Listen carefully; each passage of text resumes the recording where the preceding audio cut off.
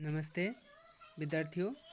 आज के इस कालांश में हम लोग पढ़ेंगे जलाशय के किनारे कुहरी थी, पाठ नंबर 4।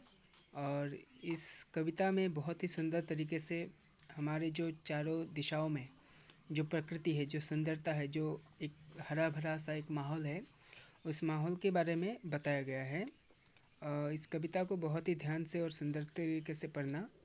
तो जलाशय के किनारे कुहरी थी, यानी जलाशय क्या है? एक पानी का स्रोत, यानी जहाँ में पानी मिलता है, जैसे कि पोखर होता है, जैसे कि एक बड़ा सा पॉन्ड होता है, जिसे अंग्रेजी में पॉन्ड कहा जाता है। तो जलाशय के किनारे कुहरी थी। कुहरी यानी कुहासा, जो ठंड के मौसम में हम लोग यहाँ में देखने को अक्सर मिलता है कि जो कोहली होता है ना, तो उसको क्या कहते हैं? कुहासा।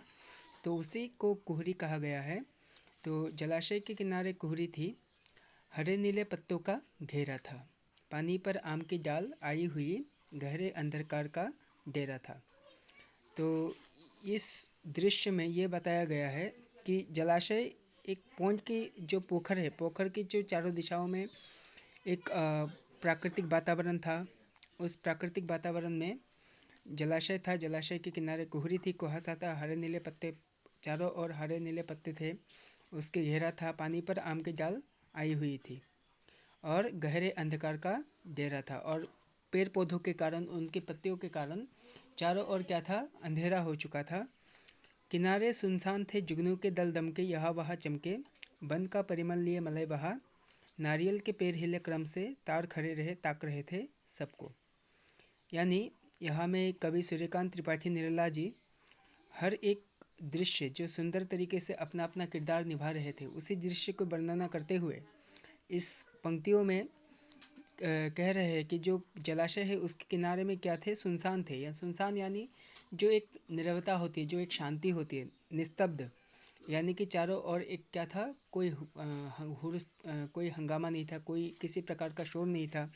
तो चारों ओर बहुत ही सुंदर तरीके से हर एक चीज़, हर एक पक्षी, हर एक वृक्ष, हर एक जो पेड़ थे, हर कोई अपना अपना किरदार सुंदर तरीके से निभा रहा था। जैसे किनारे सुनसान थे, जुगनू के दल दमके, यानी जुगनू यानी जो एक कीटा होता है जिसके शरीर में लाइट जलती है, तो उस कीटे को क्या कहते हैं? उस कीटे को जुगनू कहते हैं। और उसका जो दल था, उसका ग्रुप यहाँ वहाँ चमक रहा था। वन का परिमल लिए मलय बहा, यानी वन में एक क्या होता है? वन में एक सुगंध होता है, और उस सुगंध को लिए कौन बह रहा था? मलय। मलय यानी हवा का और एक समार्थक नाम होता है मलय। और नारियल के पेड़ हिले क्रम से, नारियल यानी जो पोखर था, तो उस पोखर के किनारे क्या क्या पेड़ थे? आम के पेड़ थे, नारियल के पेड़ थे, और बहुत सारे पेड़ जो हमें इस कविता में आगे जाकर मिलने वाले हैं। तो नारियल के पेड़ भी क्रम से, यानी अपनी अपनी पंक्तियों में हिल रहे थे हवा के साथ। तार खड़े रहे थे सबको, यानी हर कोई किसी को तारना, यानी देखते रहना, नोटिस करते रहना, उन सबको देख रहे थे। पपीहा पुकार रहा था छिपा, सियार विचरते थे आराम से, उजाला हो गया और तारा छिपा, लहरें उठती थी सरोवर में, तारा चमकता था अंतर में। पपीहा यानी क्या है? एक पक्षी है, और वो क्या कर रहा था? पेड़ों के जो आड़ में, पेड़ों के डाल की आड़ में छुप कर क्या कर रहा था? पुकार रहा था। और सियार विचरते थे आराम से, सियार यानी फॉक्स, जिसे हम अंग्रेजी में फॉक्स कहते हैं। वो आराम से क्या कर रहा था? अपना शिकार कर रहा था। उजाला हो गया और तारा छिपा, यानी ये दृश्य, इस कविता को पढ़ने के बाद हमें ये ज्ञात होता है कि ये दृश्य किसका दृश्य है?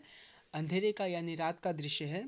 और सुबह होने वाला है। जैसे कि रात को हम 3 बजे 4 बजे जैसा एक परिस्थिति रहता है कि अंधेरा थोड़ा थोड़ा हट जाता है और सूर्य का जो उजाला है, उस उजाला को शुरुआत होती है। तो उस परिस्थिति को कवि क्या कर रहे हैं? ये हमें वर्णना कर रहे हैं। उजाला हो गया और तारा छिप गया, लहरें उठती थी सरोवर में, और सरोवर में क्या उठ रही थी? हवा की वजह से, सुंदर और परिमल से वजह से हवा उठ रही थी। तारा चमकता था अंतर में, और तारा क्या कर रहा था? अंतर में चमक रहा था। आज के लिए बस इतना ही। नमस्ते।